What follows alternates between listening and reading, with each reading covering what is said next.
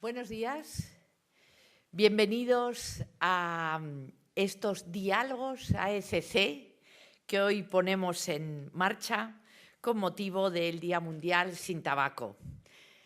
Muchas gracias por su asistencia. Bienvenidos a la doctora Pilar de Lucas, presidenta de la Sociedad Española de Neumología y Cirugía Torácica. Bienvenido a don Alonso Becerril, presidente de la Fundación Pequeños Pulmones, al doctor Juan Jesús Cruz, presidente de la Sociedad Española de Oncología Médica, al doctor Leandro Plaza, miembro del Comité Ejecutivo de Sociedad Española de Cardiología, y a don Juan Alonso López Andreu, miembro de la Asociación Española de Pediatría.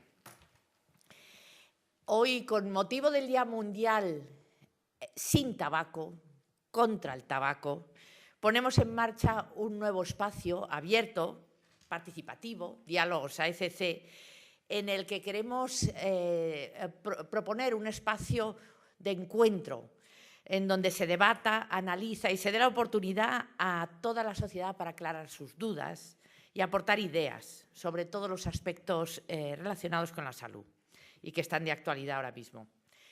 Esta jornada está siendo ahora mismo retransmitida vía streaming y también puede ser seguida a través de Twitter con el hashtag diálogosAECC, @diálogosAECC, desde donde todos los que nos siguen pueden hacer todas sus preguntas, reflexiones. El tabaco es la principal causa de muerte que se podría evitar. La primera causa, por encima de las guerras. Y es el único producto de consumo humano que, utilizado según las recomendaciones del fabricante, mata. Estamos tan acostumbrados a oírlo, pero tenemos que hacer la concienciación de lo que estamos diciendo. Nos hemos dado cuenta que además, pese a los grandes avances que ha producido la ley antitabaco en el sentido de ir erradicando el tabaco de nuestras vidas, hay más de 700.000 menores que están expuestos al humo del tabaco cada día en sus hogares. Según la encuesta nacional de salud, más del 26% de la población de 16 años y más fuman a diario. Hay casi un 4% de fumadores ocasionales y hay un 20% de exfumadores. Casi el 50% de la población no ha fumado nunca. Estos son los últimos datos que tenemos. ¿Qué es lo que pretendemos? Lograr que las próximas generaciones normalicen una vida sin tabaco, que culturalmente el tabaco no forme parte de nuestras vidas. La ley antitabaco, la famosa ley antitabaco, ha contribuido mucho a este cambio cultural necesario para erradicar el tabaco en nuestras vidas. Y aquí sí tengo que decir que la sociedad no entendería, nunca comprenderíamos que se modificara esta ley para favorecer una adicción que mata a decenas de miles de personas al año en España. Una encuesta realizada por los médicos de atención primaria, que acaba de salir, muestra cómo el 80% de los españoles están en contra de modificar esta ley. La Asociación Española contra el Cáncer quiere manifestar su preocupación ante el hecho de que hay muchos movimientos para cambiar esta ley, para permitir fumar en bingos y casinos. Y está preocupada y se mantendrá firme en fomentar la protección de la salud frente al tabaco mediante la información, la educación y la ayuda a los fumadores que quieren abandonar el hábito. Aquí tengo que decir que tenemos una nueva aplicación para todos los smartphones que se llama Respirap, que se la pueden descargar gratuitamente y que se ha verificado como un instrumento muy valioso para todos aquellos que quieren dejar de fumar. Al fumador le queremos ayudar, si podemos. En estos diálogos, ya termino, lo que queremos es profundizar en todas estas cuestiones y, sin más, vamos a dar paso al doctor Leandro Plaza, que va a tener su primera intervención. Muy bien, muchas gracias, Isabel, que ya tenemos una cierta historia en la buena colaboración entre la Asociación Española contra el Cáncer y los cardiólogos. A mí me corresponde daros una imagen, un flash, sobre lo que significa el tabaco dentro de la enfermedad clave nuestra, que, como sabéis, le llamamos la enfermedad cardiovascular.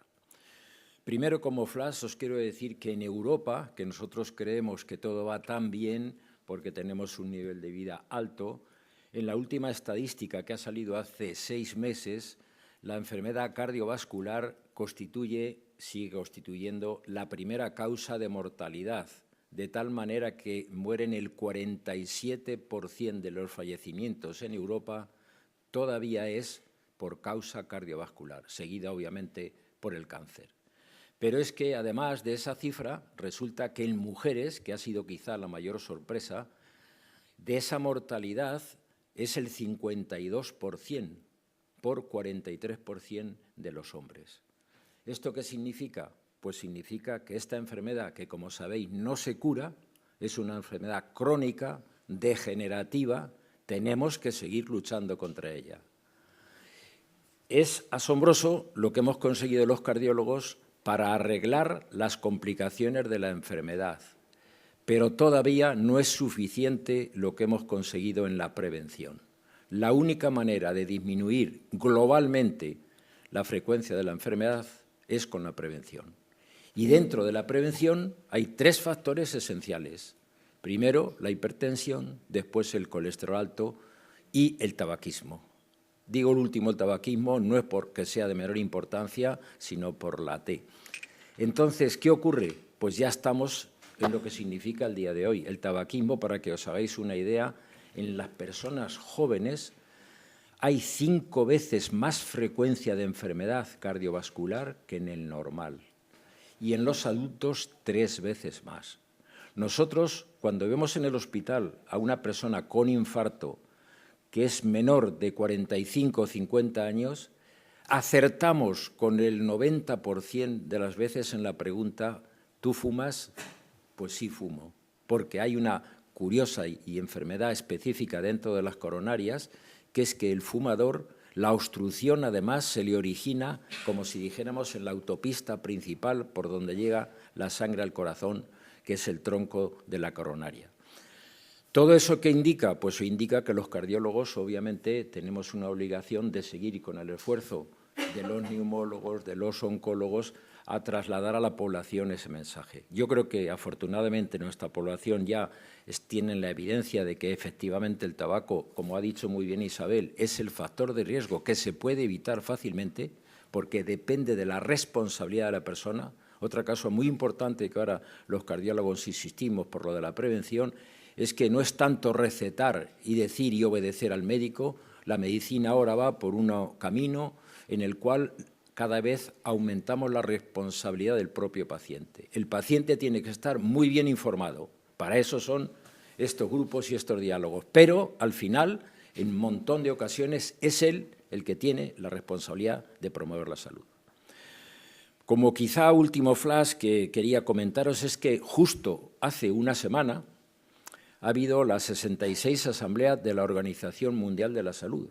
Hasta ahora, lo importante para ellos, es curioso, era prevenir las enfermedades infecciosas en África, todos os acordáis, del paludismo, de tal, y curiosamente, por primera vez, toda la Asamblea ha votado positivamente a considerar de que el próximo periodo, del 2013 al 2020, lo importante, todas las energías de la Organización Mundial de la Salud y, obviamente, la financiación va a ser para prevenir lo que ellos llaman las enfermedades crónicas, que ellos, además, lo concretan en las cardiovasculares, obviamente, en el cáncer, en la diabetes y las enfermedades crónicas respiratorias. Esos son los 4 grupos que durante los próximos 7 años la OMS va a echar todo su esfuerzo. Pero es más, es que España ha sido el país que ha firmado en los primeros 40 y tantos países de propuesta el que se obliga con esta resolución a hacer todos los esfuerzos posibles para la prevención y conseguir estos objetivos. Por lo tanto, también una llamada que quiero dar aquí de atención es el que entre todos, en cierta manera, influyamos en el Gobierno, en las comunidades autónomas, en que se tienen que lanzar más recursos para la prevención. El político solo ve aquello que es muy brillante, que los resultados son inmediatos, un hospital magnífico, con grandes aparatos, pero se olvida de que la prevención en enfermedades crónicas, que son las importantes ahora, es lo que más resultado da a la larga. Y, por lo tanto, nuestra obligación también es recordárselo, que precisamente en una época de crisis como esta, pues sería también más necesario que algunos recursos los lanzaran hacia la prevención. Y, bueno, y sobre todo ellos, es curioso, porque ya sabéis que todos son objetivos ahora, es curioso porque en los objetivos que ellos ponen para conseguir en estos 7 años, concretamente para el tabaco, ellos piden una reducción del 30% de la prevalencia relativa del uso de tabaco en personas mayores de 15 años. Por lo tanto, dentro de este periodo de tiempo, lo ideal sería que entre el esfuerzo de todos nosotros, el objetivo de la OMS lo conseguiríamos. Y esperamos un poco que vosotros que sois, como yo digo, no sé el mensaje en un paciente, yo a un paciente le puedo dar un consejo, vosotros sois los que multiplicáis los consejos y el mensaje, que nos ayudáis en este concepto. Y nada más, muchas gracias. Muy bien, muchísimas gracias. La siguiente intervención será la doctora Pilar de Lucas, que es presidenta de la Sociedad Española de Neumología y Cirugía Torácica, SEPAR. Buenos días, muchas gracias, Isabel. Me corresponde a mí un poquito centrar el problema del tabaco en torno a las enfermedades respiratorias.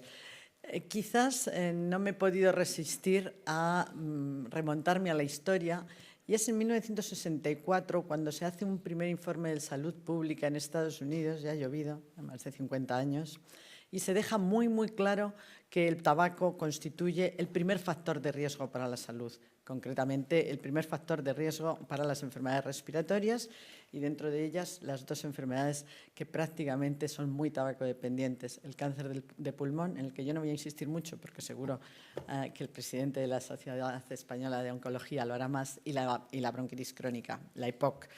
Quiero decir con esto que desde 1964 hasta hace muy poquito tiempo todavía se han seguido oyendo voces diciendo que no estaba tan claro, que había que ver, que había que tomar otros factores en consideración. Estaba clarísimo y, sin embargo, hemos necesitado más de 50 años para que, eso sí, en estos momentos creo que tanto la Administración, por supuesto las asociaciones, tanto médicas como de pacientes, estamos absolutamente concienciados. Pero nos ha llevado un tiempo excesivo, más de lo que deberíamos haber tardado. No hay absolutamente ninguna duda. Ya digo, con respecto a las enfermedades respiratorias, pues la enfermedad pulmonar obstructiva crónica, la EPOC, que por sí sola, como tal enfermedad, constituye la cuarta causa de muerte en hombres, la séptima en mujeres, la quinta en total, pues es responsable de en torno a 18.000 muertes anuales en España. Ya digo que el cáncer de pulmón pues, es la primera causa de muerte en conjunto, la primera causa de muerte en hombres, la cuarta en mujeres y creciendo, pero seguro que lo trata mejor mi compañero, más en profundidad. Y no hay ninguna duda de su relación con el tabaco. El 80% de los pacientes que tienen enfermedad pulmonar obstructiva crónica son fumadores o han sido fumadores, con una relación además tremendamente directa con la intensidad de exposición. Cuanto más fumas, mayor es tu probabilidad de desarrollar la enfermedad, antes de llegar a la incapacidad y antes se va a deteriorar tu calidad de vida y muchos más años de vida vas a perder por esta exposición. De forma que no hay ninguna duda en esta relación. En este caso no es que sea el factor más o menos importante, es que es prácticamente el único. Y frente a esto se pueden tomar otras consideraciones. Hoy en día se habla mucho de los problemas económicos. Bueno, nosotros en nuestra sociedad hemos hecho un estudio de costes bastante exhaustivo, no es actual, es decir, lo hemos comentado muchísimas veces, y la realidad es que si solo comparamos los costes económicos, los costes en recursos sanitarios y los emparejamos con los impuestos, es verdad que queda un poquito más a ingresos de impuestos, pero si sumamos costes directos sanitarios con costes indirectos en pérdida de días de trabajo, en absentismo laboral, entonces ya sin duda ninguna los costes son mucho mayores entre los fumadores que los beneficios que se obtienen con dejar de fumar. Es decir, evitar el tabaquismo y tratar el tabaquismo es coste eficiente. Eso sin tener en cuenta los costes en vidas humanas, los costes intangibles que sin duda son los más importantes que tenemos que tener en cuenta. La protección de la salud es un derecho fundamental y es algo que lógicamente tenemos que demandar y que lógicamente la Administración tiene que satisfacer. Es la protección a la salud y, por ende, la protección a la vida. Y esto tiene que estar por encima de cualquier otra consideración económica, política o administrativa. En esto, nuestra sociedad SEPAR ha sido siempre muy clara, muy contundente. Desde el apoyo a todas las medidas institucionales, hemos defendido siempre la ley del tabaco y sobre todo su modificación, que es la que la hizo realmente efectiva, y así seguiremos haciéndolo. No podemos concebir que haya ningún tipo de vuelta atrás cuando realmente está en juego la salud y la vida de los ciudadanos españoles. Y la situación en relación con el tabaco sigue siendo bastante seria. Es verdad, afortunadamente, que si miramos cómo van las estadísticas, pues muestran un descenso continuo. Hemos pasado de cifras tremendas, de un 48, casi un 50%, a cifras que son mucho mejores y las últimas de la Encuesta Nacional de Salud, pues 24%. Pero no debemos ser excesivamente optimistas. Este 24% comprende un amplio grupo, por encima de los 16 años y sin límite. Entonces, si nos damos cuenta y miramos a esas cifras, nos damos cuenta que está bajando, pero sobre todo a expensas de gente que deja de fumar, de exfumadores. Y esto es importante, sin duda, que los fumadores dejen de fumar, pero es todavía más importante que no se comience a fumar. Porque la realidad es que nuestros jóvenes fuman y fuman mucho. En datos, y estos son de la Comunidad de Madrid, del estado de salud de la población de Madrid, los jóvenes entre los 15 y los 16 años, más del 20% son fumadores ocasionales. Y lo que es peor, el 9% aproximadamente son fumadores diarios, tanto chicos como chicas. Prácticamente no hay diferencias. Chicos entre, ya digo, 15 y 16 años, 9%. Son tasas altísimas. Y muchos de ellos, cuando se les pregunta si la familia lo sabe, sí, la respuesta es con permiso de los padres. Llama la atención, pero es así. Es lamentable, pero es así. ¿Esto qué hace? Esto justifica que realmente, si vemos ya la población joven, entre los 24 y los 35 años, aquí ya los fumadores son 34%. No es el 24%. Y así se mantiene hasta los 55, entre los 35, 45, 55, más del 30%. Por tanto, es una cifra importantísima. Es verdad que luego desciende, pero muchas veces cuando ya el daño está hecho, cuando ya ha aparecido la enfermedad, que es importante, como digo, es importante que la gente deje de fumar, pero nuestros esfuerzos tienen que dirigirse a la prevención. La medida, ya digo, más coste eficiente hoy en día, la prevención. Y sin duda ninguna, la legislación se ha mostrado eficaz en ese sentido.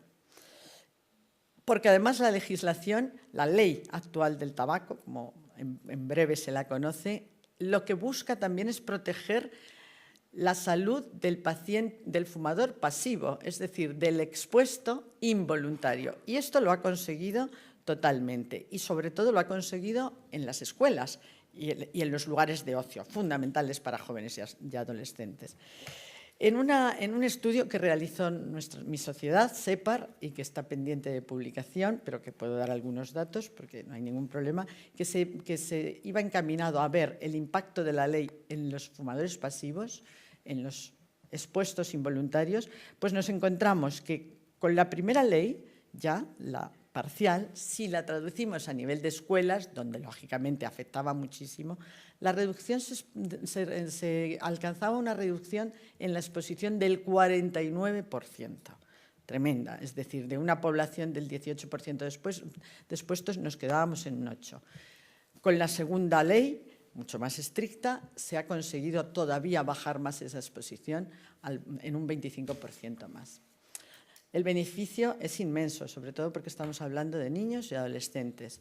Sin duda contribuye el propio control de esos chicos que muy jóvenes sabemos que seguían fumando y, por supuesto, el del personal docente, que como el personal sanitario y como todos estamos especialmente obligados. Por tanto, no cabe duda de que los objetivos se están consiguiendo, pero no hay que relajarnos, ¿eh? Tenemos que seguir en ese mismo camino y esto era un poco lo que yo quería transmitir.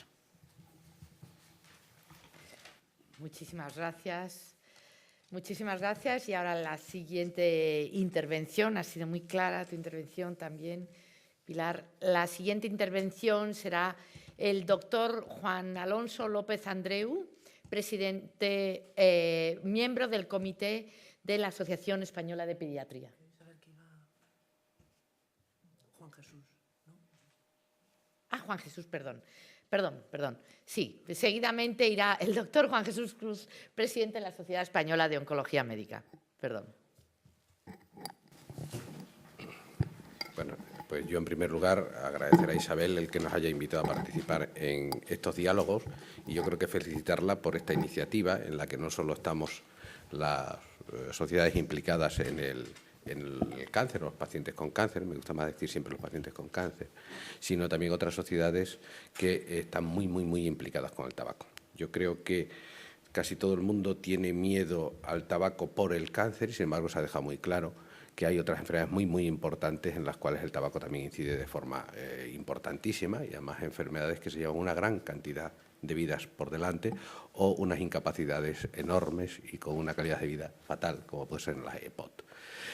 Yo centrándome en el cáncer, evidentemente, que para lo que bueno, es la Sociedad Española de los Pacientes con Cáncer y para lo que estoy aquí a hablar en este momento, decir que el tabaco y el cáncer es una cosa muy curiosa. No se relaciona hasta el año 1964. El primer trabajo que aparece es en el año 1964 de los médicos ingleses. Los médicos ingleses hacen una encuesta de 30 y tantos mil o 40.000 médicos ingleses en los cuales se dice quién fuma y quién no fuma. Alguien tiene la paciencia de seguirlos de los años 40 y tantos hasta el año 60 y ver si se mueren más de una cosa que se mueren de otra. Entonces ven que los médicos ingleses que fumaban se morían más de cáncer que los médicos ingleses que fumaban poco. Y digo, ¿por qué digo fumaban poco? Porque es que fumaban prácticamente el 90% de los médicos ingleses, con lo cual el grupo control de no fumadores prácticamente no existía. Hubo que hacer la diferencia entre grandes fumadores, medianos fumadores y grandes fumadores. Y desde el año 64 se ve que hay una relación directísima entre una serie de cánceres y el tabaco. Sin embargo, eso tarda mucho, que lo dijo muy bien Pilar antes, tarda mucho en concienciar.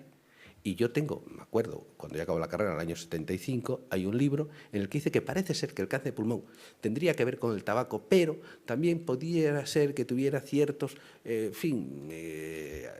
a decir ahora polimorfismos, bueno, alteraciones genéticas, que al señor que le diera por fumar o que tuviera el vicio de fumar también tuviera otras alteraciones que por eso le provocaba el cáncer de pulmón. Quiero decir que hubo mucho tiempo que se trata de ocultar esta información. No se trata de ocultar, a lo mejor no se trata de ocultar.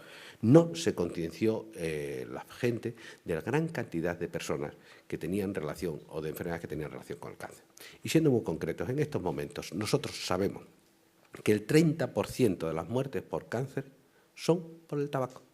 O sea, con todo lo que estamos presumiendo de avances en el tratamiento del cáncer, de las pequeñas moléculas, no pequeñas moléculas, de los tratamientos, si hace 20 años se hubiera dejado de fumar, hoy en España estarían muriendo 30% menos. O sea, que si el año pasado murieron 104.000 personas de cáncer en España, resulta que si hubiéramos dejado de fumar en el año 80 y tanto, con 20 años de diferencia, habrían muerto solo 70.000 personas por cáncer. Habríamos ahorrado 34.000 vidas este año, más las 35.000 del año que viene, más las 33.000 del año anterior. O sea, es una burrada de muertes por cáncer que se producen por el tabaco. El tumor más implicado, sin género de duda, es el cáncer de pulmón. El 90% de los cánceres de pulmón tienen que ver con el tabaco. Ha habido una leyenda que hasta en preguntas 1000 se equivoca si el adenocarcinoma tiene que ver o no. El adenocarcinoma lo que tiene, bueno, no vamos a entrar en detalles, todos los cánceres de pulmón tienen que ver con el tabaco. Los hay que a lo mejor sin tabaco también se pueden producir, pero eso no quiere decir que no tengan que ver con el tabaco, sino que un pequeño porcentaje puede ser, el 90% desaparecería. Otro tumor importante, los tumores de cabeza y cuello. Prácticamente el 90% de los tumores de cabeza y cuello tienen que ver con el tabaco. Los cánceres epidermoides de esófago, los cánceres de páncreas, los cánceres de vejiga y los cánceres de riñón. No olvidemos que no solo es el pulmón, sino otras localizaciones. Y estas localizaciones también que estoy diciendo son muy frecuentes y localizaciones además con una alta mortalidad, como puede ser el cáncer de páncreas. Y el cáncer de vejiga con una altísima incidencia. Y más del 50% de los cánceres de vejiga tienen que ver con el tabaco. Luego hay otros tumores que tienen menos que ver con el tabaco, pero también tienen que ver, como puede ser senos paranasales, el cáncer de estómago, la leucemia mieloide, el cáncer cervicuterino, el hepatocarcinoma, pero todos esos ya a un nivel distinto, porque yo creo que tampoco podemos meter a todos en el mismo saco, aunque uno que haya es importante, pero para que todos nos demos cuenta de las cosas hay que darle importancia a cada uno en su grado. Los primeros que he dicho son los trascendentes y yo creo que es importantísimo. Y lo que representa en estos momentos, solo con dejar de fumar. Como dijo Isabel al principio, es la causa más directa. Yo dejo de hacer esto y no sucede lo otro. Y eso es así. Entonces, el tabaco es la causa más importante de muerte por cáncer sin género de duda. Habrá otras que a lo mejor se aproximan, dieta y tal, pero no con factores tan directos. Tan directa como el tabaco, ninguna. Entonces, yo creo que el dejar de fumar es clave y también lo digo porque mucha gente, una vez que ya fuma mucho tiempo, dice, yo a lo mejor no lo dejo ya porque yo ya tengo el daño hecho. No, es importante dejarlo a cualquier edad. A cualquier edad que se deje, el riesgo va disminuyendo. Evidentemente, el riesgo disminuye menos cuanto más tiempo haya fumado y menos tiempo haga que has dejado de dejar de fumar. Pero el riesgo va disminuyendo. A partir del segundo año empieza a disminuir el riesgo de dejar de fumar. Luego merece la pena dejarlo siempre. Como las cifras que se han dicho ya son las que son, decir algo muy importante, que mientras el cáncer de pulmón en varones en España está comenzando a disminuir su mortalidad, en mujeres está subiendo de forma importantísima. En mujeres en estos momentos es la tercera causa de muerte por cáncer. La tercera causa de muerte por cáncer, después de la mama y el colon, siendo el tumor mucho menos incidente, pero como es de una alta mortalidad, es la tercera causa de muerte por cáncer en mujeres en estos momentos. Y está subiendo, mientras que la de los varones está disminuyendo, la de las mujeres está subiendo, por la gran pandemia del siglo XX fumando y sobre todo en mujeres que como parece que fumaban menos, parece que era más light, parece que se ha ido justificando el mantener el hábito, iba a decir, el vicio de fumar. La adicción, vicio en el sentido de que te engancha, no en el sentido de que la persona que lo tenga sea una mala persona, ni muchísimo menos, por Dios. Yo creo adicción, que queda mejor. No, pero que no decía yo vicio en el sentido peyorativo del término, sino de definir una relación entre la causa y el efecto. Y nada más, solo comentar algo muy importante, que aunque nos parezca mentira, en el año 70 y tantos, cuando yo estudiaba, se fumaba en todos sitios, no había prohibición de fumar en ningún sitio, que paulatinamente fueron apareciendo leyes que no permitieron fumar pues, en las facultades. Cuando nos daban clases fumábamos todos. Dejaron en ciertos públicos que no se podía fumar y ha sido paulatinamente. Y creo que el logro que ha sido ahora cuando se ha logrado de una forma tajante el que no se fume en ningún sitio público. Creo que lograr eso ha sido trascendente, que ha sido la labor de muchísimos años, que nos hemos implicado todos, que toda la sociedad está de acuerdo con ella, incluso los fumadores están de acuerdo y la concienciación es importantísima y que esto no debemos relajarnos, porque es un paso atrás en esto, son millones de vidas las que pueden perderse. Con lo cual, esta ley no debe relajarse e incluso ir dando algún pasito más para que dentro de 20 años, pues si es posible, las nuevas generaciones no fumen ninguna, que sería la clave. Muchísimas gracias, doctor Cruz. Seguidamente tendrá la intervención el doctor Juan Alonso López Andreu de la Sociedad Española de Pediatría. Sí, muchas gracias.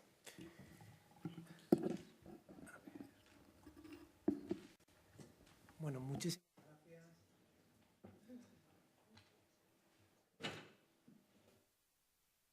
Vale, muchísimas gracias. Sí. Muchísimas gracias por darnos la oportunidad de participar a los pediatras. Yo vengo en representación de la Asociación Española de Pediatría. Coincide que también soy pediatra que se dedica al campo de la neumología pediátrica y tengo el placer de trabajar con un montón de gente en un proyecto que quisiéramos presentar.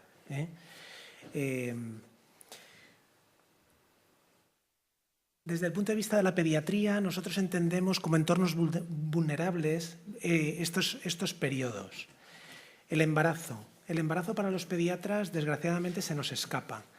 ¿Por qué? Pues porque las familias suelen tener solo un niño, a lo sumo 2, y la posibilidad que tiene el pediatra de intervenir cuando una mujer va a quedar embarazada o está planificando su embarazo se reduce significativamente.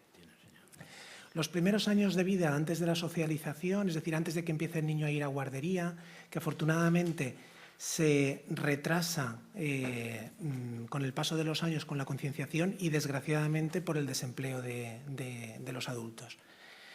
La siguiente etapa sería la educación preescolar y primaria, que la agrupamos porque tiene una característica fundamental, que es que los niños guardan admiración hacia los padres y guardan admiración hacia sus profesores, y eso facilita la posibilidad de que se pueda intervenir desde el punto de vista pediátrico en colaboración con el campo de la educación. La educación secundaria empieza, es la época en la que empieza la adolescencia y las cosas cambian, la capacidad de recibir, de ser receptivos los jóvenes es mucho menor, la influencia de los padres ya sabéis que es mucho menor y el contacto con el mundo sanitario se reduce significativamente. Pasamos después a la educación no obligatoria, preuniversitaria y universitaria y finalmente al periodo de trabajo o de desempleo. En la diapositiva os hemos intentado hacer caer en la cuenta de cuál es la capacidad de impacto que tenemos en cada una de las etapas y distinguimos la capacidad de impacto de la familia, la capacidad de impacto de los profesionales de la salud, la capacidad de impacto de los profesionales de la educación, de la enseñanza y la sociedad, que tanto trabajo y tan bien han hecho las sociedades científicas de los pacientes adultos. Pues bueno, en el periodo del embarazo hay una gran oportunidad para poder actuar, tanto desde el punto de vista sanitario como desde el punto de vista de la familia. En los primeros años de vida pasa lo mismo. Cuando el niño inicia la escolarización, podemos compartir esa responsabilidad con los profesionales de la educación, de la enseñanza, pero a partir de la adolescencia, si veis, el impacto que podemos tener sobre los adolescentes y sobre ya los adultos jóvenes se reduce de forma muy significativa, al menos desde el punto de vista sanitario. Coincide también con la reducción del impacto que puedan tener los profesionales de la enseñanza y de la educación y cobra mayor relevancia el entorno que hemos podido crear a través de medidas legislativas que es tan sumamente importante y que ya han comentado mis compañeros. ¿Qué es lo que pretendemos? Pues no tener la actitud que tienen estos bañistas ante el hundimiento de un crucero. Que no nos dé lo mismo lo que está pasando a nuestro alrededor. Otro aspecto importantísimo es el del hogar. El hogar es un territorio protegido, pero protegido ¿de qué y para quién? Yo os voy a contar una anécdota, trabajando con adolescentes. Dentro del programa hacemos unas charlas para los alumnos de primero de bachiller. Estos chavales tienen entre 16 y 17 años, dependiendo del momento del curso en el que tú intervienes. Recuerdo que estaba esperando a que entraran todos los alumnos y pasó una alumna que se sentó en la primera fila y que al pasar dije, Tate, esta es una fumadora, porque apesta a tabaco, ¿vale? Hicimos la actividad, participaron, etc. Cuando acabó la actividad, la adolescente se me acercó y yo ya pensaba, me va a decir que dónde le puedo orientar para que le ayuden a dejar de fumar. Si la Asociación Española contra el Cáncer, la Junta Provincial de Valencia, que participa en el proyecto, o si algún centro sanitario, en un servicio de neumología que colabora en el proyecto, o quién, ¿no? La chica me dijo que sus dos padres eran fumadores intensos, que había pedido por favor a sus padres que respetaran el entorno del domicilio para que ella no fumara y que no sabía literalmente qué hacer. Y me preguntaba a mí que qué podía hacer cuando sus padres le decían que la solución es que cuando crezcas te irás de casa y tendrás tu territorio protegido, es decir, tu hogar para hacer lo que tú quieras. Es una anécdota o es una realidad, como decía Isabel al principio del acto? Pues desgraciadamente es una realidad. Es una realidad que afecta a todos los niños, que son la población vulnerable y que no está defendida. Y que muchas veces los pediatras hemos omitido nuestra responsabilidad para defender a estos niños que no tienen voz ni voto. Desde el punto de vista de la pediatría, ¿qué nos exigimos? ¿O qué nos debemos exigir? Hablando también de las actitudes. Pues lo resumimos en 4 puntos, que son 4 directrices o 5 directrices que ya han dicho los especialistas en tabaco. Quien no conoce no busca, quien no busca no encuentra. Y yo imaginaros al pediatra que ejerce su labor en su centro de salud o en su hospital o en la puerta de urgencias de un hospital. Y que si se pregunta, si sabe lo que tiene que saber sobre el tabaco, si lo busca para poderlo encontrar, es decir, si lo pregunta, si lo encuentra y entonces puede hacer algo, y si haciendo algo puede influir y modificar alguna actitud. Básicamente, la responsabilidad que tenemos los pediatras, y en general yo creo que todo el personal sanitario, desde el enfermero hasta el jefe de servicio o el gerente del hospital, es preguntar en cada uno de los contactos que tenemos con nuestra población a la que atendemos, en aconsejar y en monitorizar, porque los neumólogos muchas veces nos han dicho el tabaquismo no es una enfermedad crónica, ¿por qué no la tratamos como tal? ¿Por qué no pensamos en el tabaquismo como una enfermedad que tiene recaídas como un paciente oncológico? Y que hay que volver otra vez a apoyar a esas personas fumadoras que son las que necesitan nuestra ayuda.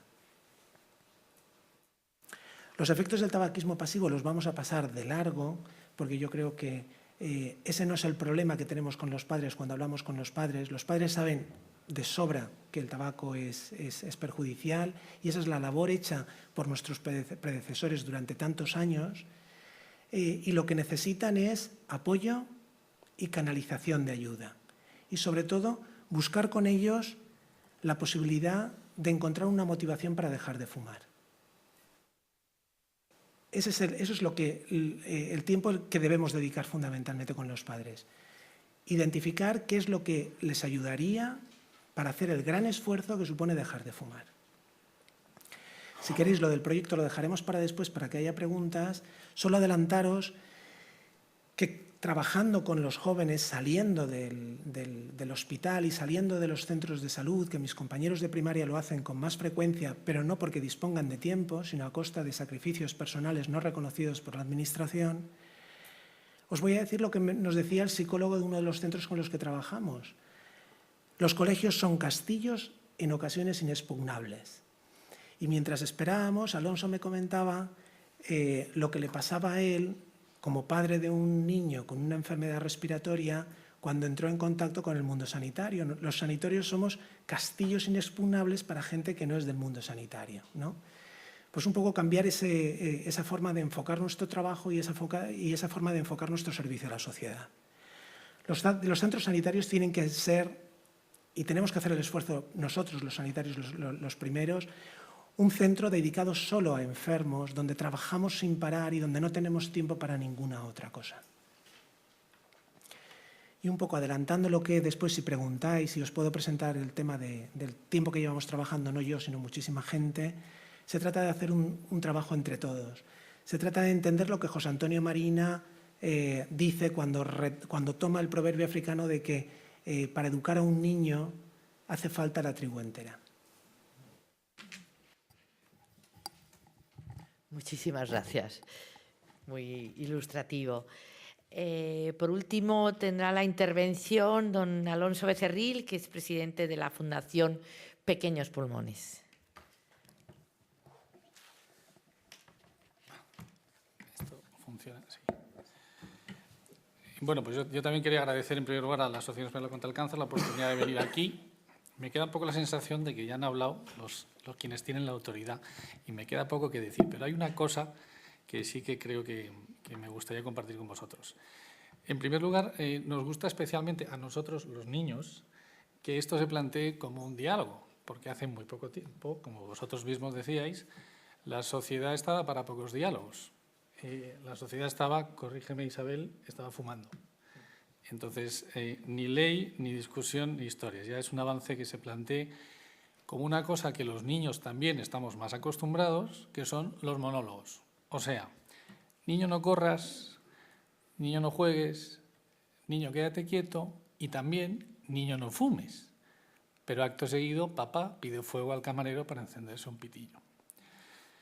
Os comento esto porque creía que lo que podíamos traer desde Pequeños Pulmones aquí para poner sobre la mesa y comentarlo es que creo que al final se puede reducir en una tesis muy sencilla lo que nos gustaría defender, y es que las causas perjudiciales del tabaco sobre la salud están archidemostradas desde hace 50 años. Otra cosa es que no queramos leerlo, pero esa información está ahí. Lo que nos parece es que el problema no es un tema solamente sanitario, es un problema que va más allá, que va a la sociocultural y que se traduce en la quiebra de la figura del ejemplo. Porque al final los educadores principales son los padres, eso también lo sufren en pediatría y en la educación escolar y en todos los niveles.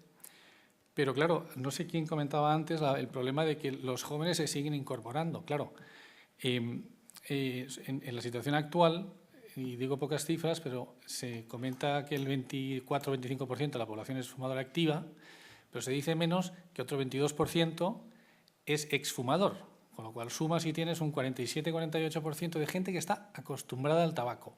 Y te echas la media de edad y tachán, son los padres de los niños que están creciendo hoy.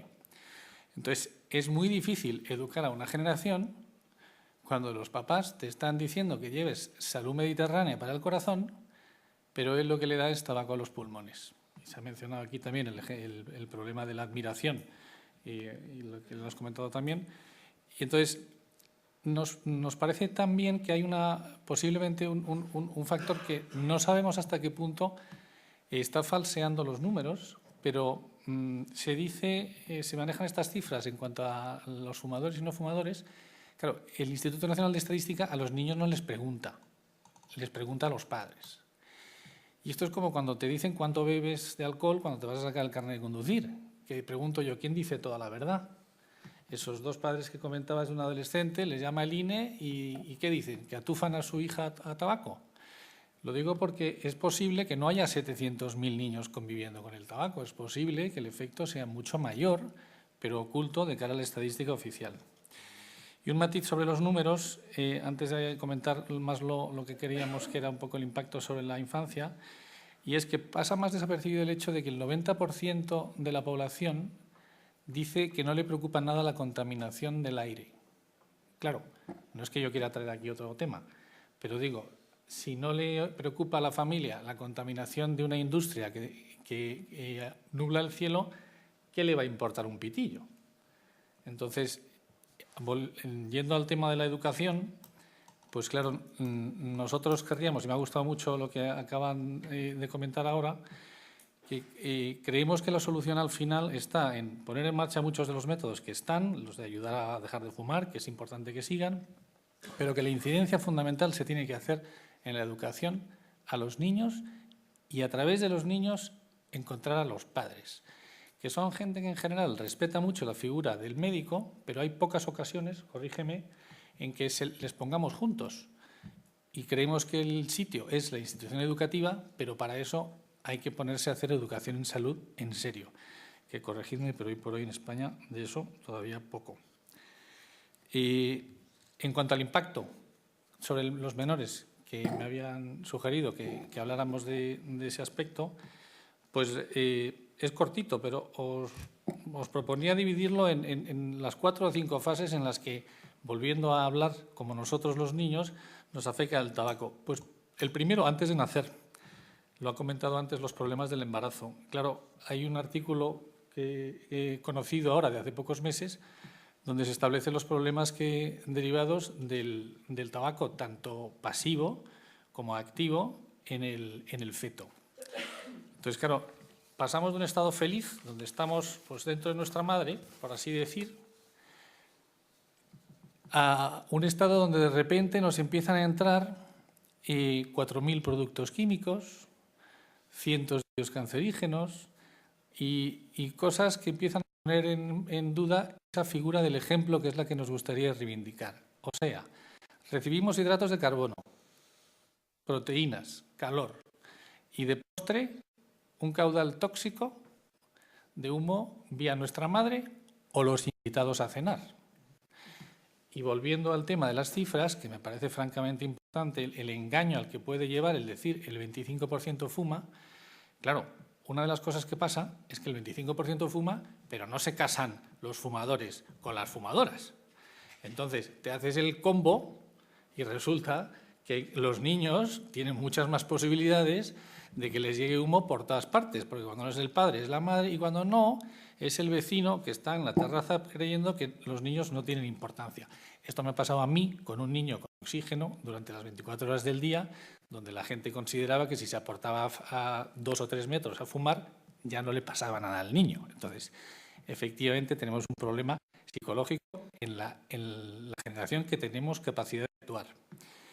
Bueno, en cuanto a más impactos que recibimos, pues el impacto al crecer.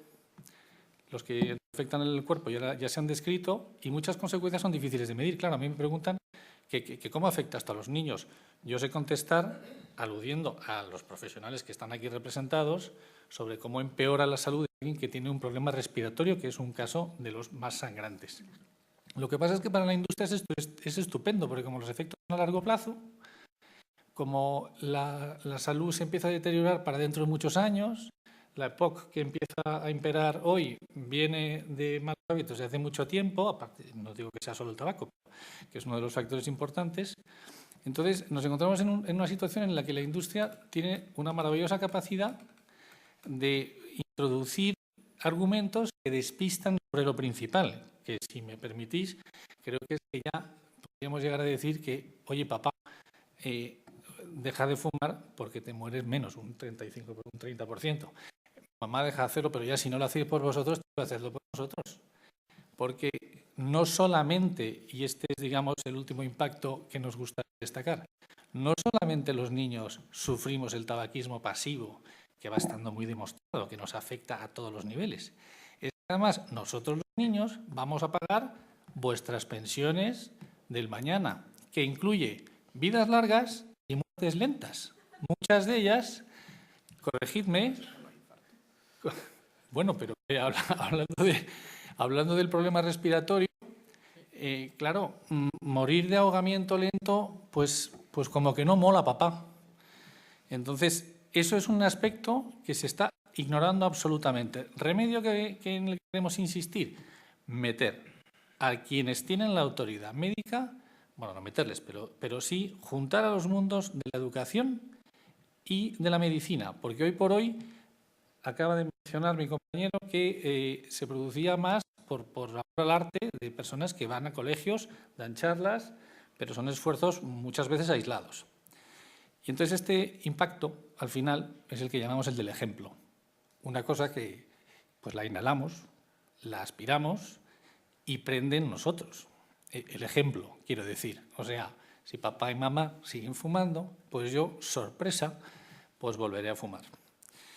Y voy acabando para comentar que, claro, no faltan datos. Es que cuando me cayó encima de la mesa la palabra impacto, digo, bueno, es que no hay otra cosa. ¿Qué mayor impacto que entrar en un estanco para ver esa cosa que es un impacto visual para la memoria que nadie podrá olvidar? Esa cosa de fumar mata, fumar te mata, y la cajetilla aquella maravillosa de Mingote que decía, eres gilipollas si fumas. Pero ya estamos inmunizados contra cualquiera de esos recados. Y termino. En cuanto a experiencias y consecuencias, nos gustaría poner un ejemplo. Hay muchos. No nos gusta esta cosa de las historias lacrimógenas, pero sí pensábamos que era importante poner uno en común. Cuando se encienden los pitillos, creemos que lo que de verdad se quema no es solo el papel y tampoco es la hoja del tabaco. Porque en un país donde una familia se ve en la situación de tener que llevar a su hijo a 500 kilómetros en una ambulancia para una operación de trasplante de pulmón, que como saben todos aquí son operaciones con muy pocas perspectivas de futuro y se producen en condiciones muy duras para la familia. Cuando se produce eso y la ambulancia que lleva a ese niño de una ciudad a otra aquí en España va todo el trayecto fumando, nos gustaría destacar que lo que se quema, además de la salud, es el respeto. Y creemos que es bueno recuperarlo. Muy bien, muchísimas gracias. Alonso, creo que ha sido clarísimo. Todo lo que se ha dicho en esta mesa, creo que se podría decir más alto, pero no más claro. Bueno, seguidamente damos paso a todas las preguntas, las intervenciones que haya habido en redes sociales.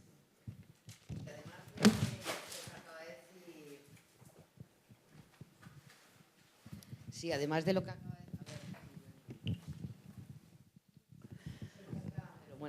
que además de lo que acaba de decir Alonso Becerril, de decirle a un padre que morir de ahogamiento lento que no mola, ¿cómo se podría actuar frente a los padres que fuman delante de sus hijos en sus casas?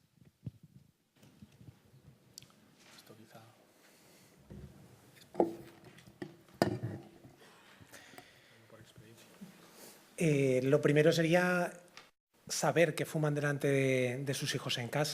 Quiero decir, hay dos preguntas básicas que tiene que hacer el pediatra y una es preguntar qué adultos, no son los padres o el padre o la madre que acompaña al niño a la consulta, sino saber qué adultos en el entorno familiar fuman y después aconsejarles para que no fumen en los entornos donde está el niño. Es decir, la recomendación básica es no fume en el domicilio, ni usted ni ninguno de los adultos que frecuentan el domicilio, y no fume en el coche familiar.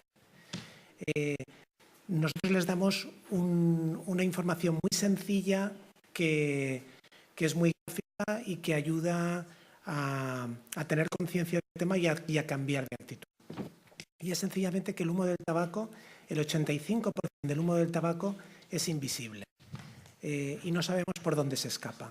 Sin embargo, las personas que están sensibles al tema son capaces de olfatear el humo del tabaco, incluso de oler el pelo o la ropa de la gente que ha fumado.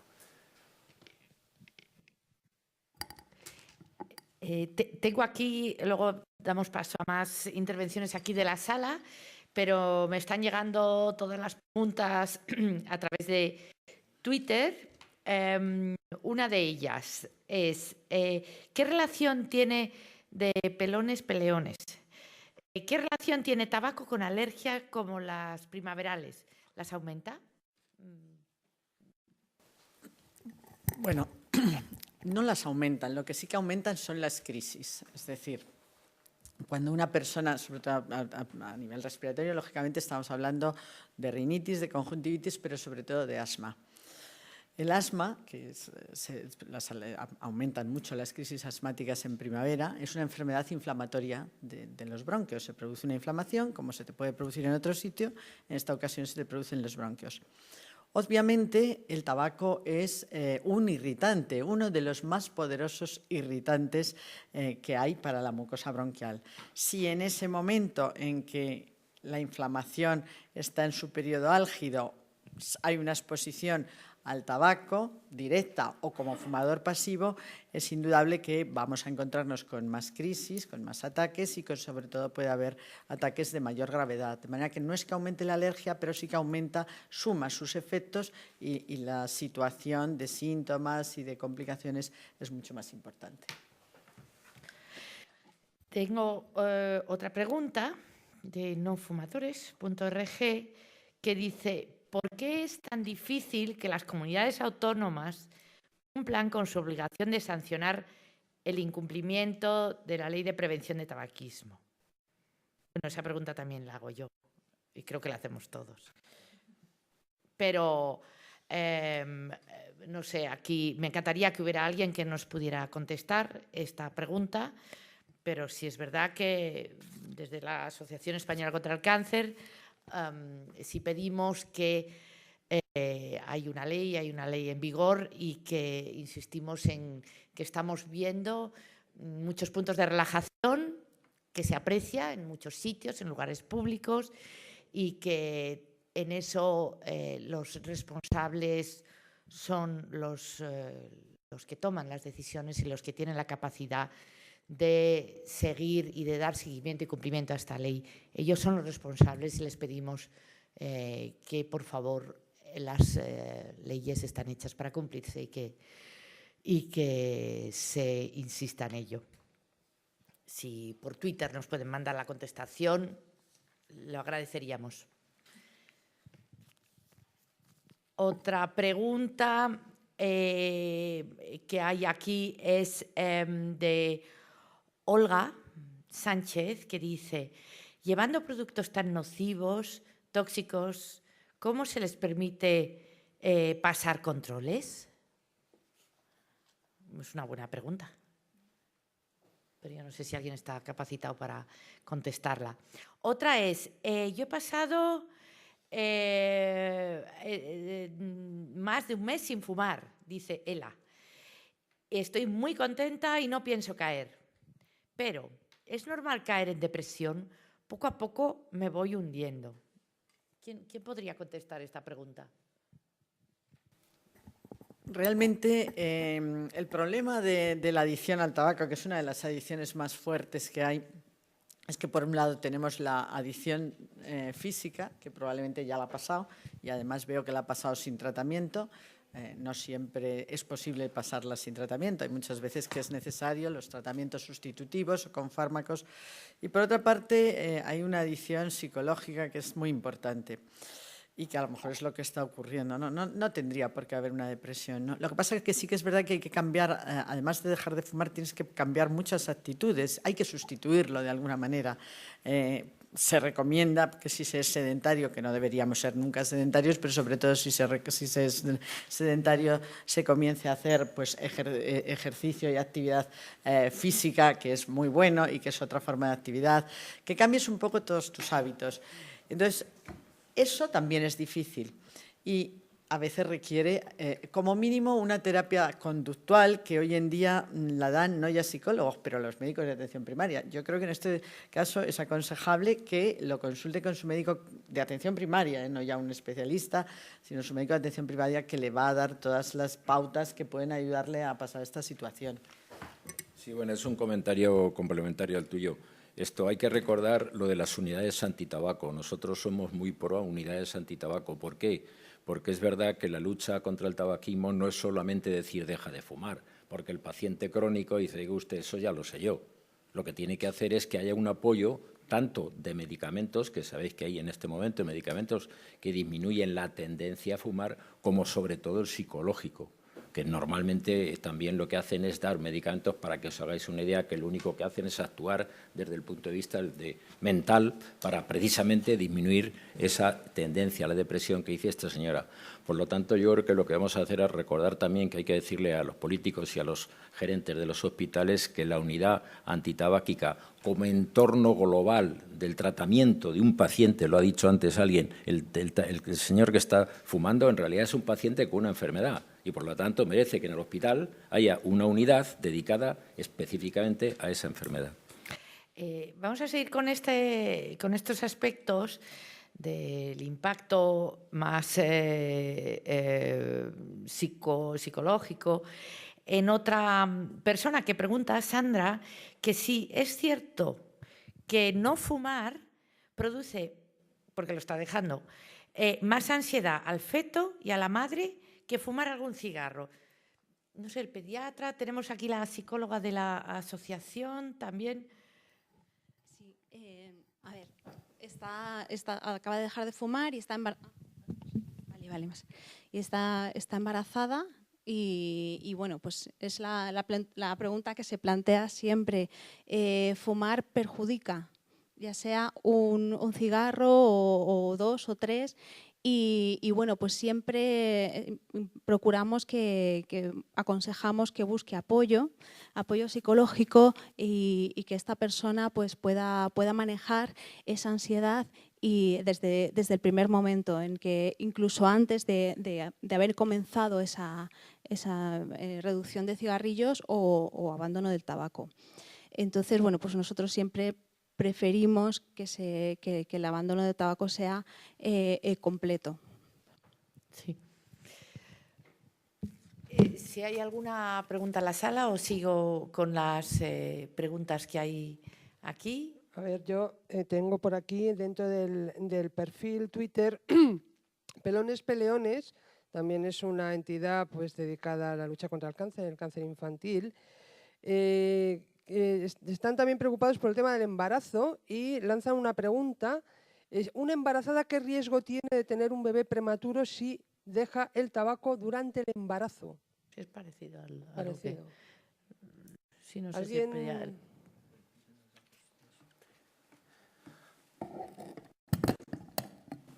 Datos concretos yo ahora mismo no os puedo dar porque no los recuerdo, ¿eh? Pero lo que hay que tener claro es que el fumar durante el embarazo o el estar expuesto al humo del tabaco durante el embarazo incrementa el riesgo de parto prematuro e independientemente aumenta el riesgo de bajo peso al nacimiento, o al menos reduce el peso potencial que podría haber adquirido ese feto cuando nace. Con este tipo de preguntas, muchas veces el trasfondo es que pensamos que es cuestión de dosis. Es decir, si fumamos un cigarrito no pasa nada, si fumamos 3 cigarritos nos pasa un poquito y si fumamos 20 cigarritos nos pasa mucho. Quiero decir, la idea que hay que transmitir es que no estamos haciendo homeopatía, quiero decir, no se trata de un poquitín sí que no es tan malo, ¿eh? Y yo creo que esa es la idea que tenemos que transmitir, y además de forma clara y contundente. Fumar, nada. Si fumo, dejarlo lo antes posible. Un momentito, se está montando un debate interesante en las redes y dicen, entre pros y contras, que es difícil educar en la prevención del tabaquismo si se es fumador. Y no sé qué opinan al respecto. Si se es fumador es más difícil educar en la prevención, si eso es una batalla perdida, si algunos dicen que, bueno, que al fin y al cabo ya estamos contaminados. ¿Sí? No, yo no sé, ¿fumador o es fumador? No, los fumadores. No, yo creo que la prevención, lo digo porque hay una generación completa de españoles, los que tenemos más de 50 y muchos años, que hemos fumado. El 80% de la población, sobre todo masculina, fumaba en los años 70 y lo hemos dejado. Entonces yo creo que en ese sentido, pues el que gente que hemos sido fumadores hayamos dejado de fumar y que seamos fumadores en este momento, pues puede apoyar este tipo de ideas que estamos comentando. Y yo cuando era fumador, yo creo que mis hijos no fumaron nunca ni han fumado nunca, porque yo estaba todo el día criticándome el no ser capaz de dejar de fumar. Y yo creo que solo de oírme lo que yo estaba diciendo y era fumador en aquel momento, yo creo que hice prevención con mis hijos. Ahí el mal ejemplo que yo daba me lo recriminaba yo mismo de lo que estaba haciendo. Y al estar diciendo fumo, pero es que soy un incapaz, a ver si soy capaz de dejarlo, no sé qué. Y a lo mejor en esa actitud yo creo que se puede hacer prevención siendo fumador y es fumador sabiendo la conciencia que hay. Y también siendo consciente, como estamos diciendo, que a las personas fumadoras que les cuesta más, por lo que sea, dejar de fumarlo, pues lo que de fumar por lo que estaban diciendo. Yo creo que hay que considerar que es una adicción que tenemos que ayudar entre todos a evitar esa adicción. Yo creo al revés, de que efectivamente quizá uno de las personas que habitualmente en este momento, por la experiencia que tengo con los pacientes, que son más entusiastas, y digo entusiastas, son los fumadores que no pueden dejar de fumar, porque ellos son conscientes de que tienen una adicción, que se ha dicho aquí antes, que no pueden salir por lo pronto de la adicción, pero están más mentalizados para a sus hijos enseñarles a que no entren en esa adicción. Por lo tanto, yo creo que lo que yo he visto en la práctica es que efectivamente, casi diría yo, que hasta los profetas de la prevención del tabaco en este momento son sobre todo aquellos fumadores que son conscientes, porque lo sabe todo el mundo, que no lo debía hacer, son conscientes del peligro que tiene y obviamente a sus hijos están mucho más preocupados de que no inicien esa especie de consumo. Bueno, a mí me llamó la atención la pregunta porque, bueno, me parece muy oportuno el comentario sobre que hay una generación que ha aprendido a dejar de fumar, que eso es completamente cierto. Lo que quizá pasa menos es que, cogiendo también lo que has comentado de educar a la tribu entera, muchas veces hay un recurso gratis, facilísimo y tal, que es someterte al juicio de tus hijos. Es decir, la palabra que más sale cuando le preguntas a un niño pequeño por el tabaco es asco. El padre rechaza un poco al hijo, pero todos habéis visto que se va poniendo de moda el running y empieza a correr la gente porque en casa les presionan mucho porque papá ya tienes esa barriga, etcétera y tal, y en cambio todavía hay más resistencia a los niños que le van diciendo papá que dejes de fumar. Entonces, yo desde luego desde aquí aliento a todos los niños de España a dar caña a los padres y a los padres a que se sometan al espejo de mirarse en sus hijos. Por comentar también un poquito, sin embargo, sí que es verdad que algún estudio hay, sobre todo en el cual efectivamente los hijos de fumadores y sobre todo los hijos de fumadoras, probablemente porque tradicionalmente han estado más en contacto, sí que tenían mayores prevalencias de adicción al tabaco, ya digo, sobre todo fumadoras. Y probablemente esto a lo mejor es una cosa que merece la pena incidir en las campañas de lucha contra el tabaco, es decir, no solamente, esto ya lo hacemos, contar los efectos nocivos sobre la salud, salud respiratoria, cáncer, salud cardiovascular, sino probablemente conciencia. A lo mejor no hacemos suficiente esfuerzo en los padres, a lo mejor ese colectivo es especialmente importante en el sentido de hacerles ver el perjuicio que para la salud de sus hijos significa tanto porque el ser fumador pasivo le va a suponer un mayor riesgo, como sobre todo que la labor modélica, desde luego la labor modélica de la familia, del personal docente y del personal sanitario también está sobradamente demostrada en este aspecto, pues el perjuicio que le va a suponer esto, aunque que sus hijos puedan tener una mayor prevalencia a su vez de tabaquismo. Creo que el colectivo de padres es algo en el que sí que hemos de insistir especialmente, igual que lo hacemos ya en el de enfermos, pues es tarea. Es corto, Isabel, pero esto no sé si hay experiencia, pero quizá esto es una intuición, no sé si hay datos al respecto, pero sí tenemos la impresión de que probablemente es más fácil dejar de fumar en grupo. Entonces, el grupo más natural es la familia. Y fomentar eso de dejarlo, me parece muy oportuno lo de que se incorporen las campañas. Sí, precisamente de grupo, en la Asociación Española contra el Cáncer, tiene uno de los programas que tiene para dejar de fumar, son en grupo, con unos protocolos y unos procedimientos muy contrastados y que son extremadamente eficaces. Y entonces está bien gratuito. Animo desde aquí a todo aquel, como antes he dicho, con la aplicación del Respirap, pero también a través de grupos presenciales. Tengo aquí otra pregunta. Y es que los niños, efectivamente, son los que pueden decir a los padres y dicen cuando son pequeños, qué asco, pero de repente esos niños crecen y el que ha dicho antes qué asco resulta que está detrás de un pino fumando. ¿Por qué es tan atractivo? Yo me gustaría preguntarlo. ¿Por qué es tan atractivo para los jóvenes el iniciarse en el tabaquismo cuando se han educado sabiendo que es tan nocivo y tan devastador sus efectos?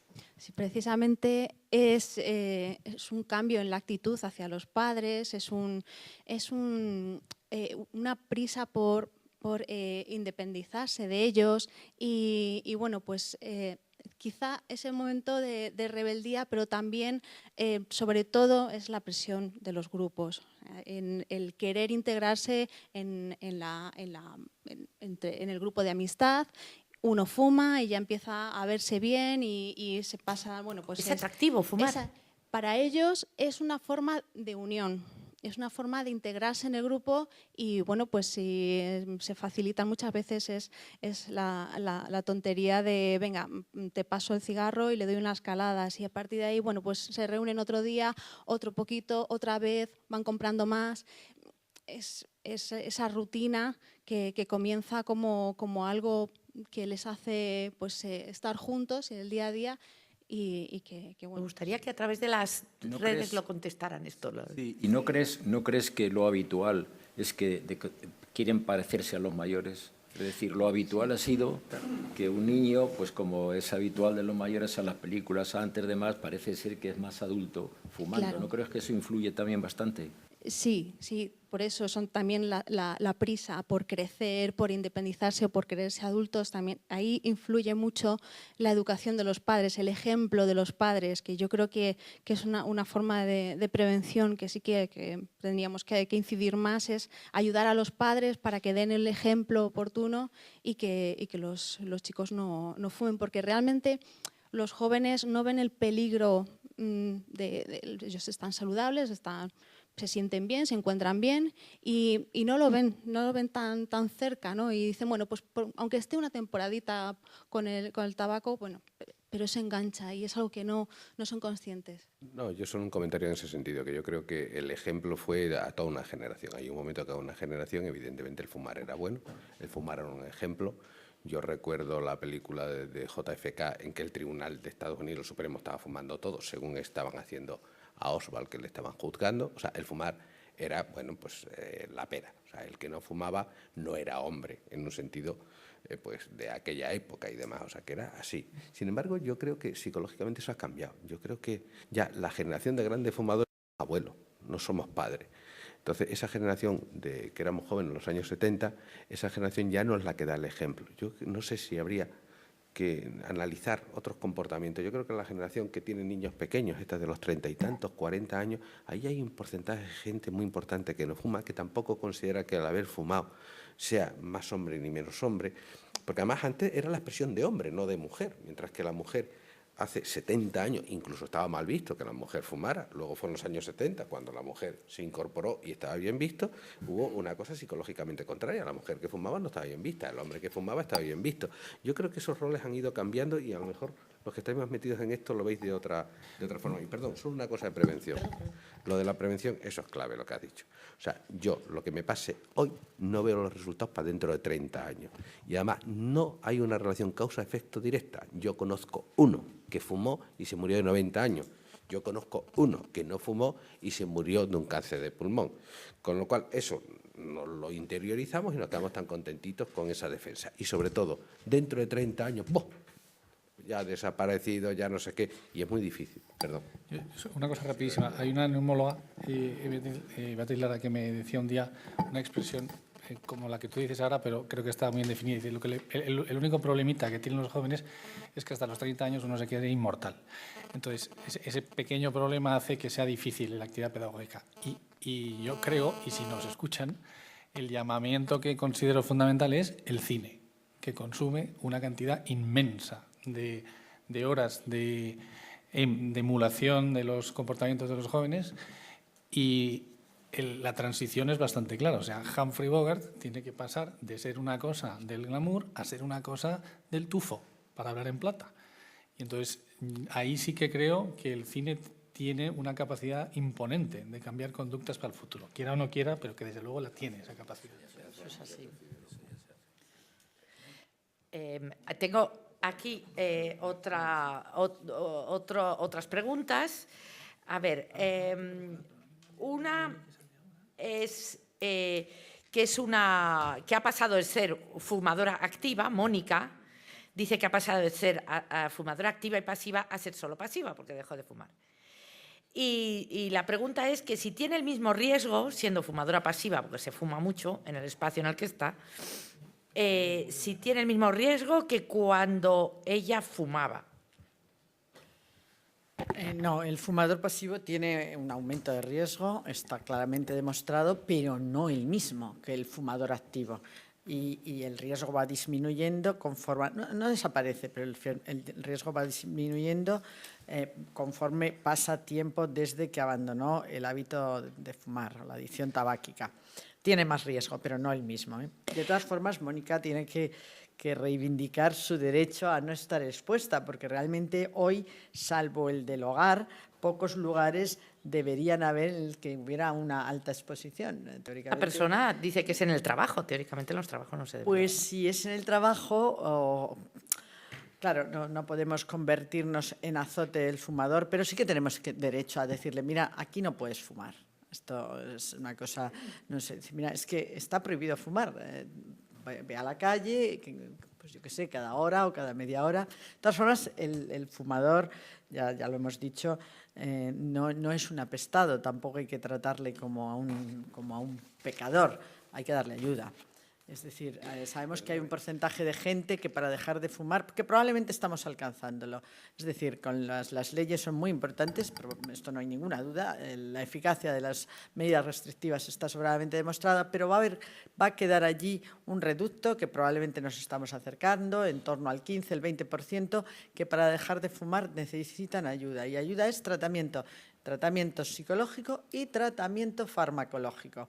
Si queremos realmente acabar con el problema, es una enfermedad, el tabaquismo es una enfermedad crónica y a los fumadores hay que tratarles como tratamos a los hipertensos, a los diabéticos, a la dislipemia o a cualquier otra enfermedad. Yo solo quería hacer una aclaración, que lo dije antes cuando estaba en Petit Comité. Yo creo que este país, y todos, pero este país que es el que yo conozco, tiene que agradecer la actitud que han tenido tanto fumadores como no fumadores para respetar la ley. Yo creo que el 99,99% de los fumadores han respetado la ley de una forma escrupulosa, que se han sacrificado y que encima la han visto bien, porque han dicho que así fumo menos y salgo.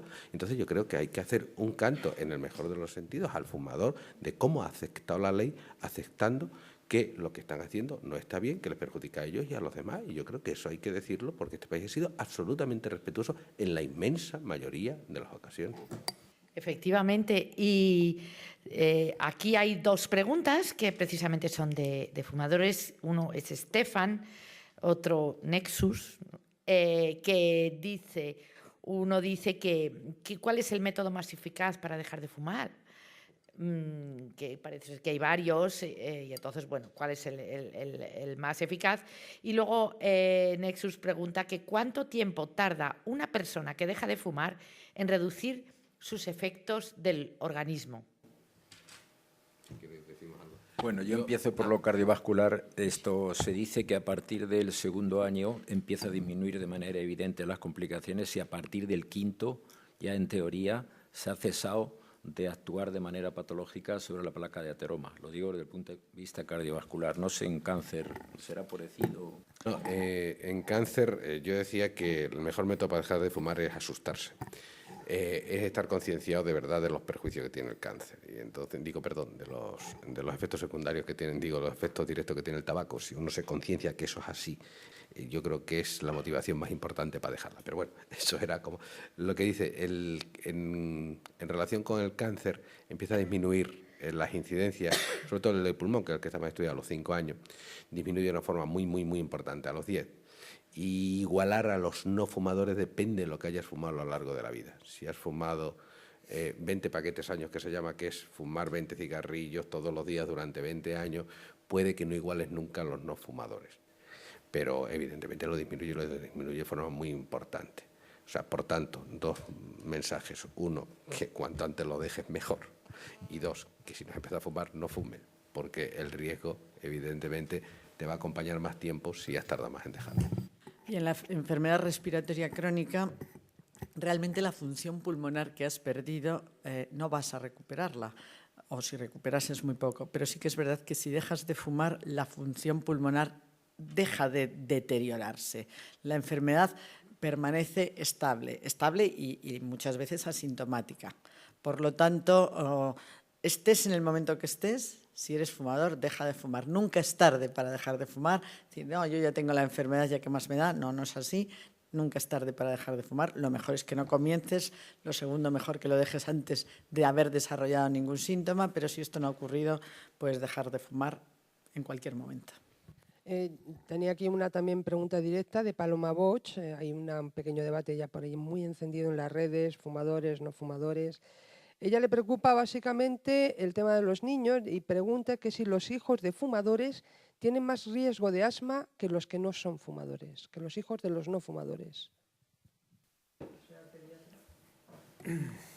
Lo que sí que está demostrado, yo insisto, que decir es que a mí no me gusta entrar en este tipo de preguntas porque el trasfondo es que todos pensamos que un poquito de tabaco no supone perjuicio y un mucho sí que supone perjuicio. El riesgo de exacerbaciones asmáticas está claramente aumentado en los hijos de adultos fumadores. El esfuerzo que tenemos que hacer es en identificar a los padres, aconsejar a los padres, acompañar a los padres, motivar a los padres y en cada uno de los contactos reiterar ese apoyo que les mostramos para que puedan dejar de fumar. Y ese es el esfuerzo que tenemos que hacer. Entrar a ver si esto es más perjudicial o menos perjudicial, yo creo que lo que tenemos que identificar es qué necesita el padre. Necesita un tratamiento farmacológico, necesita que lo derivemos a una unidad que sabemos que hacen un tratamiento integral, que tienen psicólogo, porque no todas las unidades disponen de psicólogo, desgraciadamente, pues derivémoslo ahí. Y yo también les insisto a los padres la gran capacidad que tenemos cada uno de nosotros. 3 de cada 4 exfumadores han dejado de fumar a pelo. ¿Significa que no tenemos que tener unidades de deshabituación? Ni muchísimo menos, tenemos que tenerlas, porque hay gente que lo necesita y las unidades de deshabituación tienen una capacidad de atención limitada. Pero hay que animar a los padres a que pensando en sus hijos, pero no solo por el perjuicio que les producen ahora, sino por el hecho de no poderles ver crecer. Quiero decir, a mí se me cae el alma a los pies cuando conozco o recuerdo a padres fumadores que a lo largo del proyecto en el que venimos trabajando o pacientes que yo he llevado, he visto cómo han fallecido. Me parece que tenemos una responsabilidad de recordárselo a los padres. Es que yo quiero que usted vea crecer a sus hijos y que conozca a sus nietos. Entonces, piénselo un poco. Y todas las medidas de, por ejemplo, el incremento del precio del tabaco, los fumadores lo agradecen, porque es que facilita el que dejen de fumar y reduce el acceso de los adolescentes al tabaco. Entonces, toda esta serie de medidas legislativas generales son fundamentales y sin ellas no hacemos nada. Yo les voy a poner un último ejemplo. Yo estoy aquí chupando mucho micrófono, pero yo creo que es fundamental. Con el centro con el que llevamos trabajando más tiempo, este año, recordándole las actividades que íbamos a hacer y cómo las íbamos a programar y demás, nos pidió que ampliáramos el tema del tabaco al del alcohol, que uno de los miembros de la mesa yo creo que iba a hablar algo del alcohol, pero que al final por falta de tiempo no se ha hablado, ¿no? Con el alcohol me parece que tenemos que recorrer el mismo camino que hemos hecho con el tabaco. Y os pongo un pequeño detalle de compañeros míos, residentes de pediatría que participan en el proyecto. Cuando les hemos dicho que habíamos tenido esta demanda por parte de los centros educativos de abordar el tema del alcohol, pues ha pasado lo que habéis preguntado antes. ¿Y qué pasa con el que es fumador? ¿Puede hacer prevención? ¿Puede decir? ¿Puede dar algún consejo? Pues sí que lo puede dar. Los compañeros de pediatría se inhiben diciendo, es que yo no puedo hablar del alcohol, porque yo bebo, en mayor o menor medida, pero yo bebo. Quiero decir, una de las personas que colabora en el proyecto es un cirujano torácico, y es un cirujano torácico fumador, empedernido. Pues como comentabais antes en la mesa, él no ha dejado de dar su testimonio y de hacer caer en la cuenta lo hartamente difícil que es dejar de fumar y lo tremendamente adictivo que es el tabaco y en concreto la nicotina. Yo quería un momentín mencionar algo que has dicho tú ahora. En todos los estudios en Europa es una paradoja. La medida mejor para disminuir el consumo del tabaco, porque se han hecho estadísticas, es el aumento del precio de las cajetillas. Es curioso, o sea, estamos aquí dándole vueltas, que hay que ser los padres, a los hijos, pero luego hay algo práctico, que es lo que hay que hacer. Es decir, realmente esa es la medida que se ha demostrado más efectiva, que aumentando el precio de las cajetillas, pues se disminuye el consumo del tabaco. Lo digo porque hay que acordarse de eso también, para decirle a nuestras autoridades.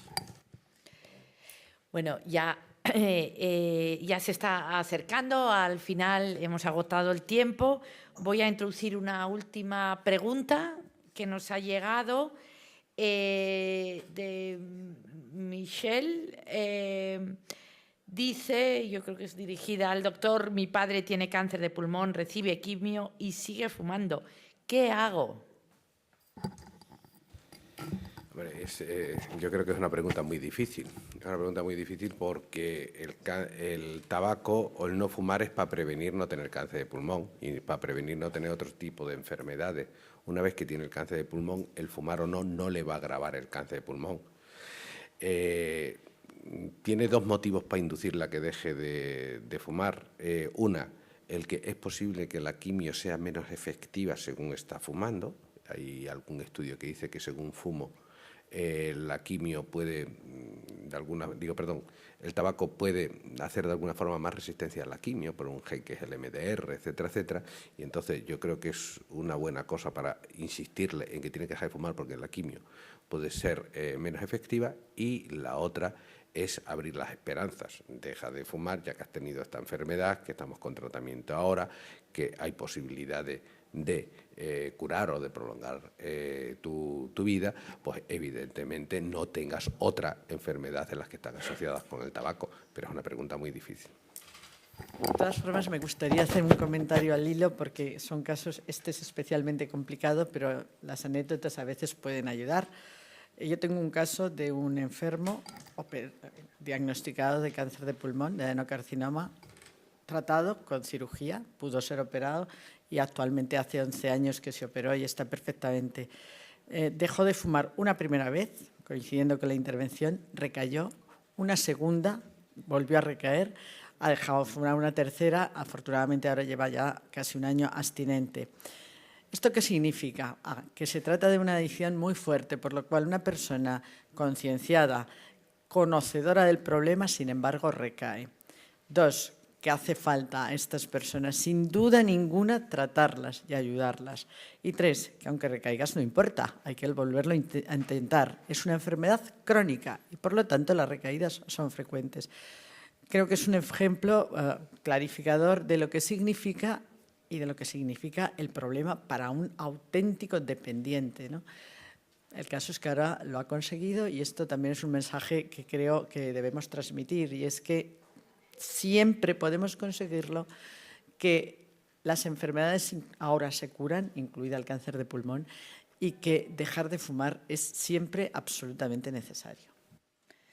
Pues me parece que no se puede finalizar estos diálogos, este encuentro con mejores mensajes, con mensajes de ánimo, de esperanza y sobre todo con mensajes de salud, que en último término son mensajes de vida, que es lo que queremos compartir entre todos. O sea que muchísimas gracias a todos los presentes y espero que nos podamos volver a reunir en próximos diálogos de la ECC. Muchas gracias.